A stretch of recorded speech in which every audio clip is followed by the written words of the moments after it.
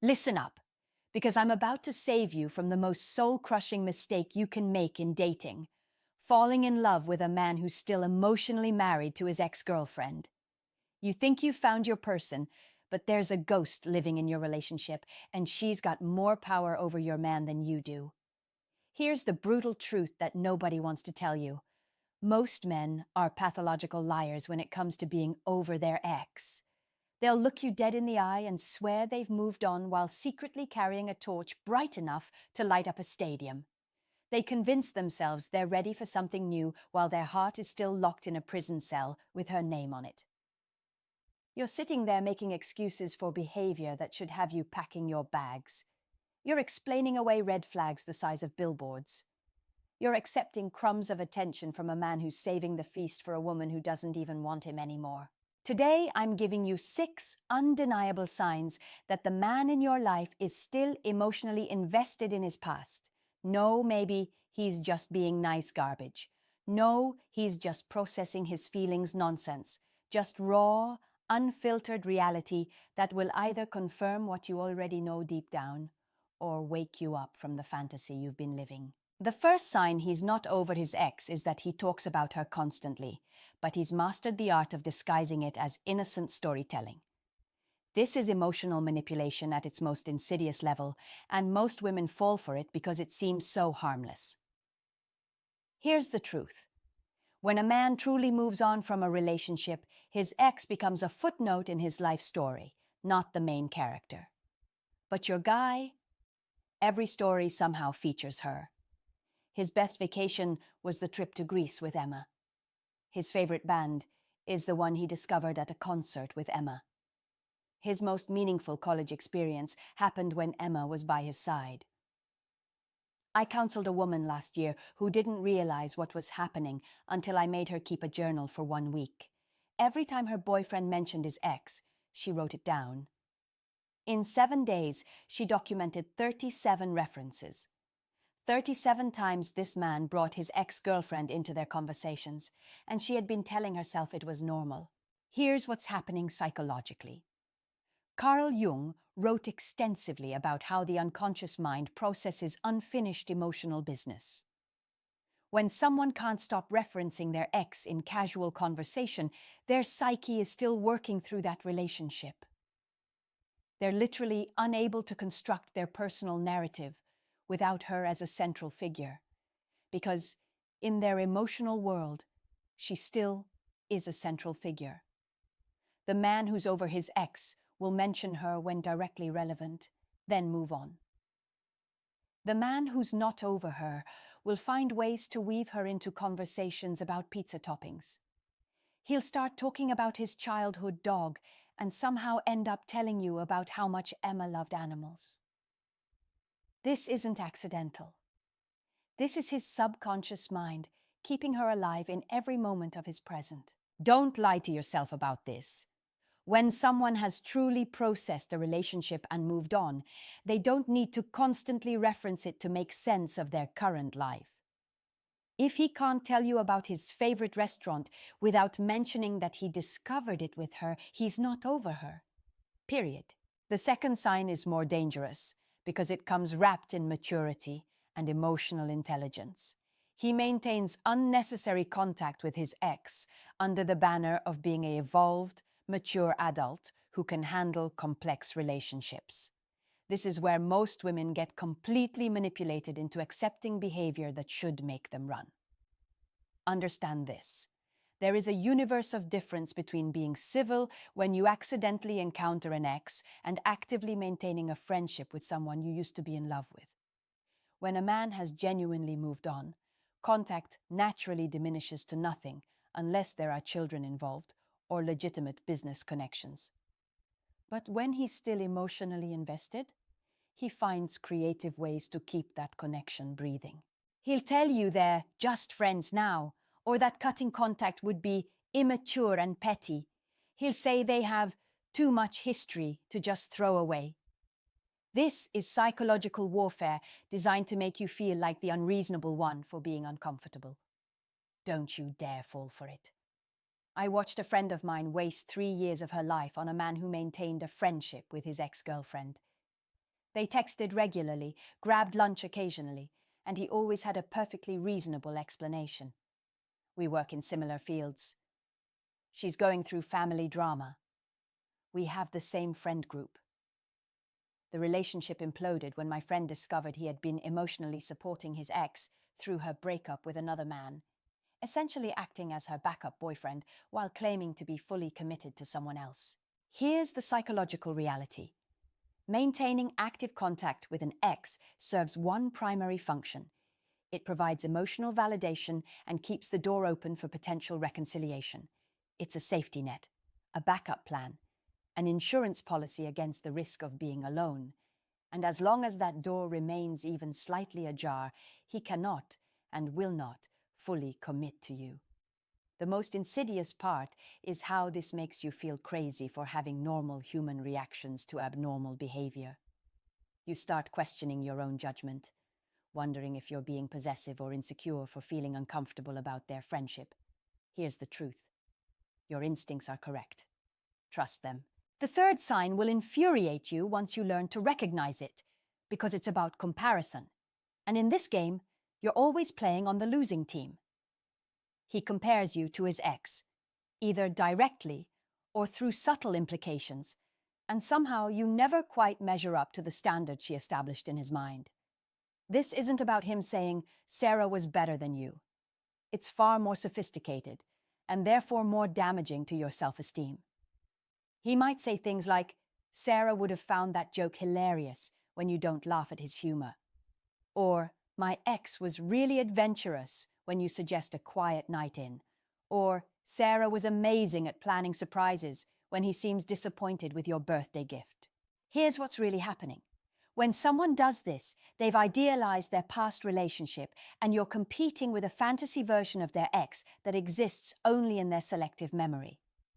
The human brain has a documented tendency called rosy retrospection bias. We remember the highlights of past experiences while forgetting the mundane or negative aspects. But here's what's truly maddening. Even if his ex really was exceptional at certain things, a man who has genuinely moved on doesn't make those comparisons because he's focused on building something entirely new with you. When you're still measuring your current relationship against your past one, you haven't released that past.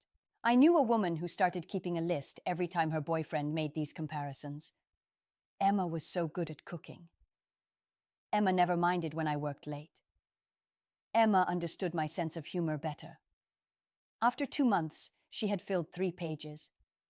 3 pages of being told she wasn't measuring up to a woman who had broken up with him. The psychological damage this creates is profound. You start shape-shifting, trying to become more like her, losing pieces of your authentic self in a desperate attempt to measure up to someone who probably wasn't even as amazing as he remembers. This is emotional abuse disguised as casual conversation, and it will destroy your sense of self-worth if you allow it to continue. The fourth sign exists in the digital world, and in our social media-obsessed culture, this one is absolutely crucial to recognize. He maintains obsessive engagement with his ex's online presence, and more importantly, he's emotionally invested in her digital life in ways that reveal his true priorities. Here's the truth. When a man is over his ex, her social media presence becomes invisible to him. He might still be connected, but he's not paying attention. Her posts blend into the background noise of his feed. But when he's not over her, he's monitoring her online activity like a detective investigating a crime scene. This shows up in multiple ways. He likes her photos within minutes of posting, sometimes faster than he engages with your content. He comments on her posts with inside jokes or supportive messages. He watches all her stories on Instagram. He somehow always knows what's happening in her life because he's paying attention to every digital breadcrumb she drops. I remember counseling a woman whose boyfriend had a very specific pattern. He would like every single one of his ex's Instagram photos within 5 minutes of posting, but sometimes wouldn't engage with his current girlfriend's posts for hours or even days. When confronted, he claimed it was just being supportive of an old friend. But here's the thing. He wasn't that quick or consistent with any of his other friends' content. His ex got immediate, guaranteed attention, while his girlfriend's achievements and moments went unnoticed. The psychology behind this behavior is clear. Social media stalking is a form of emotional attachment.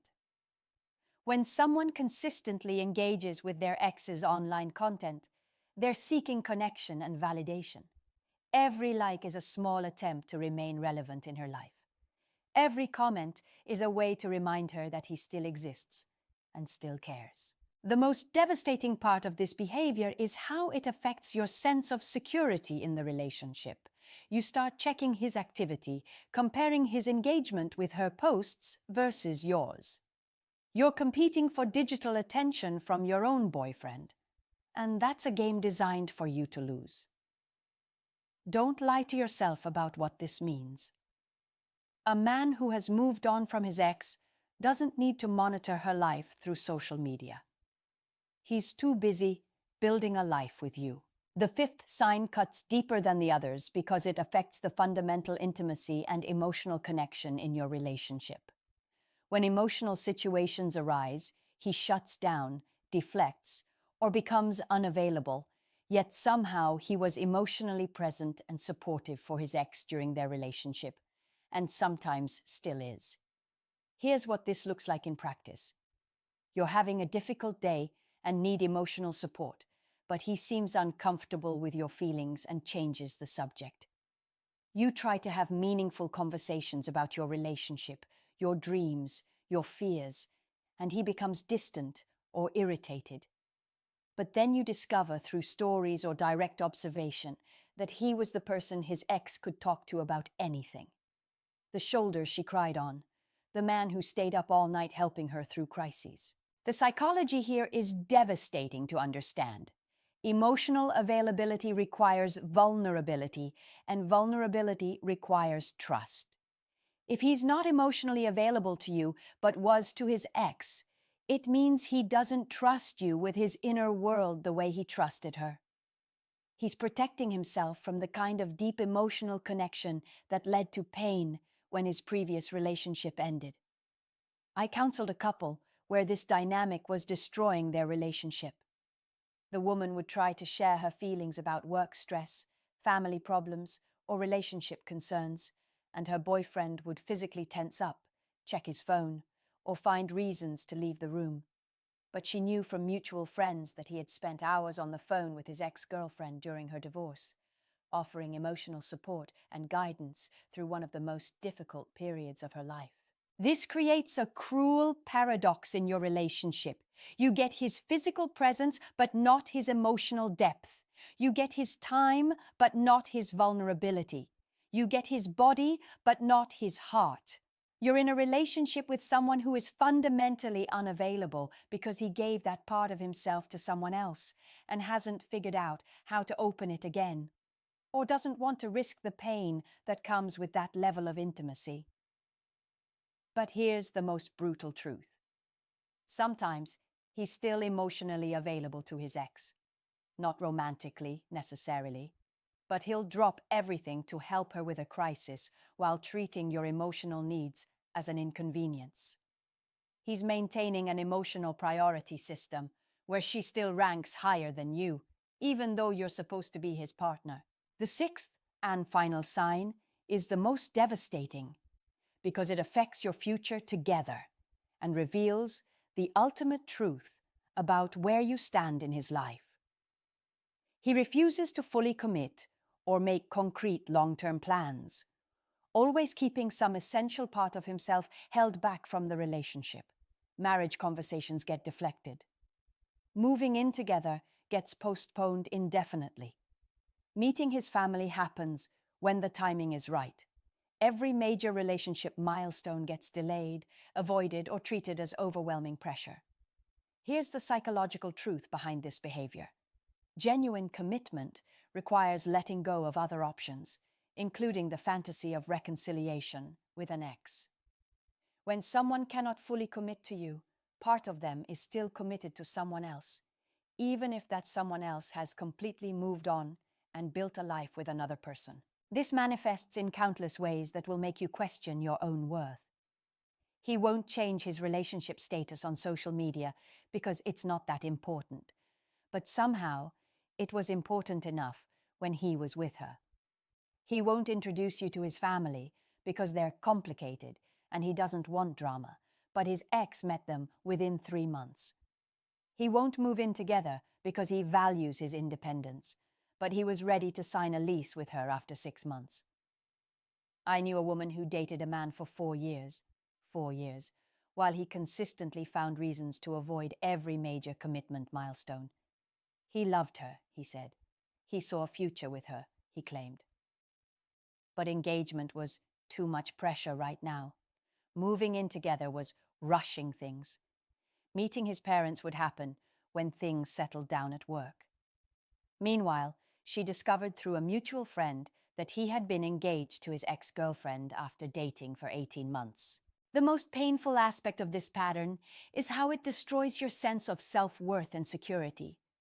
You start wondering what's fundamentally wrong with you that he won't fully choose you. You begin accepting less than you deserve because you're terrified that demanding more will push him away entirely.